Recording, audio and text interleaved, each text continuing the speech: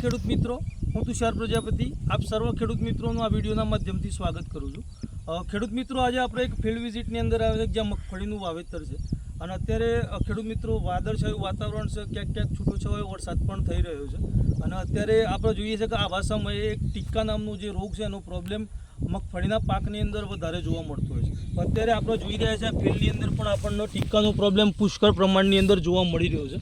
તો આને કંટ્રોલ કરવા માટે ખેડૂત મિત્રો આપણે ઘણા બધા રાસાયણિક કેમિકલ દવાઓનો ઉપયોગ કરતા હોઈએ છીએ, પણ એના કરતાં આપણે જો સારું અને લાંબા ગાળાનું જો જૈવિક નિયંત્રણ કરવા માગતા હોય અને જો લાંબા ગાળાનું નિયંત્રણ આપણે જો કરવા ઈચ્છતા હોઈએ તો આની અંદર એક બેક્ટેરિયલ પ્રોડક્ટ આવે છે કે જે સુડોમોનાસ ફ્લોરન્સ નામના જે બેક્ટેરિયા આવે છે એને જો આપણે સ્પ્રે કરીએ છીએ તો અસરકારક નિયંત્રણ આપણે આની અંદર લઈ શકીએ છીએ।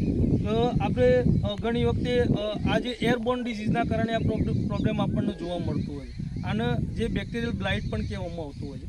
તો આને કંટ્રોલ આપણે સુડોમોનાસ ફ્લોરન્સથી કરી શકીએ છીએ, જેવું કે આઈપીએલ બાયોલોજિકલ જે કંપનીનું સ્પોરીડેક્સ કરીને જે પ્રોડક્ટ આવે છે એનો યુઝ કરવાથી આપણે સારું નિયંત્રણ મેળવી શકીએ છીએ। જય હિન્દ, જય ભારત।